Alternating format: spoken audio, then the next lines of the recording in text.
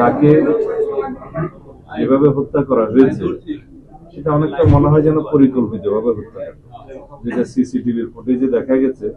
দুইজনকে শনাক্ত করা হয়েছে, তাদেরকে গ্রেফতারের চেষ্টা করা হচ্ছে, মামলা দায়ের হয়েছে।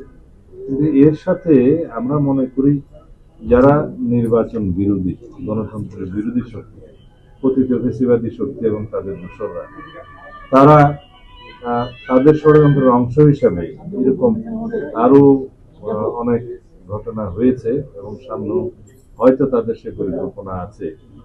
যারা গণতন্ত্র চায় না, নির্বাচন চায় না এবং নির্বাচনকে যারা অনিশ্চিত করতে পারলে লাভবান হবে, সেই জাতীয় কোনো অপশক্তি এর পিছনে আছে কিনা সেটা খতিয়ে দেখতে হবে। তবে আমরা ঘটনার সুষ্ঠু তদন্তের জন্য দাবি করেছি এবং একটা দৃষ্টান্তমূলক যাতে শাস্তি নিশ্চিত করা যায় সেরকম বিচারের দাবি করছি। এখন স্বরাষ্ট্র মন্ত্রণালয়ের কাছে আমরা অনুরোধ করেছি, দাবি জানিয়েছি যাতে এটা খুব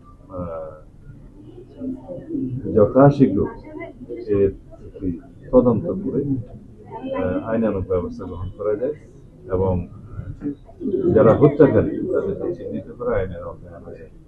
আমার মনে হয় এই জাতীয় কিছু ঘটনাবলীর মধ্য দিয়ে পতিত স্বৈরাচারী ফ্যাসিবাদী শক্তি এবং অগণতান্ত্রিক শক্তি হয়তো নির্বাচনকে কণ্ঠকাঠিন্য করতে চায়, যেটা সফল হবে না।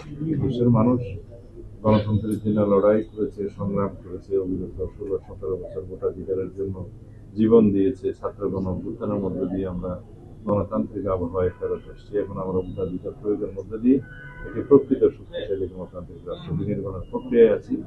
এটাকে যাতে কেউ বাধাগ্রস্ত না করতে পারে সেদিকে আমাদের সকলের সজাগ থাকতে হবে।